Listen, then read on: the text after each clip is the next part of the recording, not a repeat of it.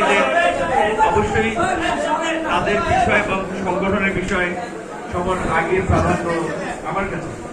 যার ফলে সংগঠনের যে কোনো প্রোগ্রাম আপনারা লক্ষ্য করেছেন যে উপজেলা জেলা পর্যায়ের প্রোগ্রাম কিংবা অনেক ক্ষেত্রে ইউনিয়নের প্রোগ্রাম, মানে ইউনিয়ন বলতে আপনাদের এই বিভিন্ন ইউনিটের যে ইউনিয়ন সেটা না, ইউনিয়ন পরিষদ পর্যায়ে ছাত্র কিংবা যুব কিংবা শ্রমিক অনেকেই কল দিয়ে থাকে, আমি সেখানে যুক্ত হয়ে কথা বলি। কিন্তু আজকে আমি খুবই গুরুত্বপূর্ণ দুটো কাজে আসলে আমাদের উপদেষ্টাদের সাথে মিটিংয়ে আটকে গিয়েছিলাম, যার ফলে আমার আসাটা সঠিক সময় হয়নি। আপনারা দীর্ঘক্ষণ বক্তব্য শুনেছেন, নিজেরা বক্তব্য দিয়েছেন এবং এখন বলতে গেলে অনুষ্ঠান শেষ ফরমালে আমি রাষ্ট্রে ফিরে রাশেদ ভাইকে বলছিলাম সে যেন আসে অন্তত, কারণ সভাপতি না থাকলেও সেক্রেটারি যেন আপনাদের প্রথম পরিচিতি সভায় উপস্থিত থেকে দলের পক্ষ থেকে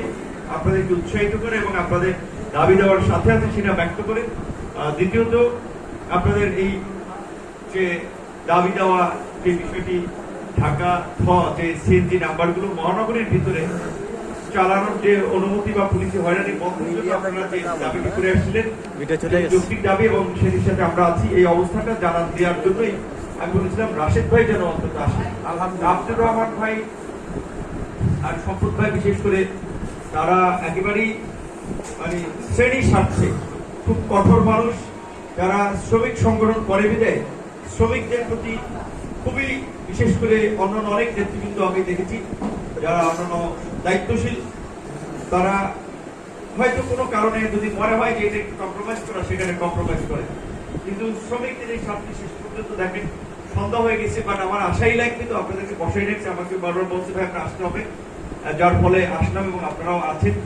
এই জন্য ভালো লাগছে যে আপনারা ধৈর্য ধরেছিলেন বিকাল থেকে। প্রথমত দেশের বর্তমান পরিস্থিতিতে আপনারা সকলেই জানেন যে একটা মানে রক্তক্ষয়ী লড়াই সংগ্রামের মধ্যে দিয়ে এই হাসিনার পতন হয়েছে, জুলাই বিপ্লব সংগঠিত হয়েছে এবং যে বিপ্লবে ছাত্র শ্রমিক জনতা সকল শ্রেণী পেশার মানুষ অংশগ্রহণ করেছে, ত্যাগ স্বীকার করেছে।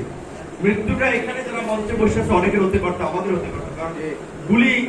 এই আপনার পল্টন ময়দানে, এই বাড্ডাল রোডে, এই আপনার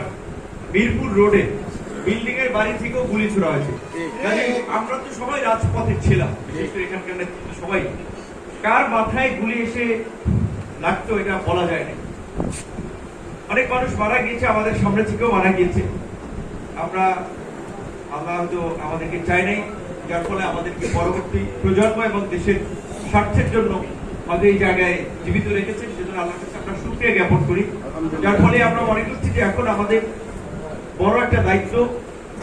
যে বাংলাদেশের এই স্বাধীনতার 53 বছর বয়সে আমরা যে জিনিসগুলো দেখতে পাই যে রাজনৈতিক দলগুলো যারাই ক্ষমতা আসে ক্ষমতাকে কুক্ষিগত করার জন্য বিভিন্ন ধরনের আইন নিয়ম কানুন তৈরি করে জনগণের স্বার্থের চেয়ে দলীয় স্বার্থকে প্রাধান্য দিয়ে থাকে এবং বাংলাদেশের এই সংসদীয় গণতন্ত্র যেটা বলা হয় যে এরশাদের পতনের পরে যে বাংলাদেশের রাষ্ট্র পরিচালনার যে নতুন নীতি, সেখানে দুটো বৃহৎ রাজনৈতিক দল তারা পালাক্রমে ক্ষমতায় ছিল, কিন্তু মানুষ নিরপেক্ষভাবে যদি বিশ্লেষণ করে দুটো দলেরই কর্মকাণ্ড খুব কাছাকাছি ছিল। কিন্তু আওয়ামী লীগ ঠিক যে গত 15 বছরে যেভাবে বেপরোয়া হয়েছে, যেভাবে অমানবিক হিংস্র বর্বর হয়েছে, সেটা অন্য দল হতে পারেনি, কারণ অন্য কেউ 15 বছর জোর জবরদস্তি করে ক্ষমতায় থাকতে পারেনি। যদি সুযোগ পাইতো কি হইতো আমরা জানি না, কাছাকাছি হইতো, কম হইতো না বেশি হইতো। তো আমরা এই জন্য বলছি যে এই যে মানুষ বারবার 71-এর মুক্তিযুদ্ধে জীবন দিয়েছে, তার আগে 52 ভাষা আন্দোলনের জীবন দিয়েছে অধিকারের জন্য, 90 এরশাদ বিরোধী আন্দোলনে 8 বছরের লড়াই জীবন দিয়েছে, 2007 সালে সেনা শাসনের বিরুদ্ধে লড়াই করে জীবন দিয়েছে, এখন আবার এই যে 24-এর গণ অভ্যুত্থানে জীবন দিয়ে রক্ত দিয়ে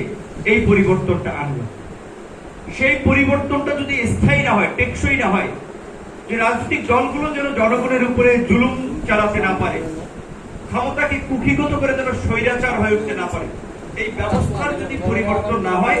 তাহলে আবার জীবন দিতে হবে, আবার রক্ত দিতে হবে। তো আমরা এই জন্য বলছি যে এই যে অন্তর্বর্তীকালীন সরকার গঠিত হয়েছে, সরকারের কিছু ভুল পদক্ষেপ আছে,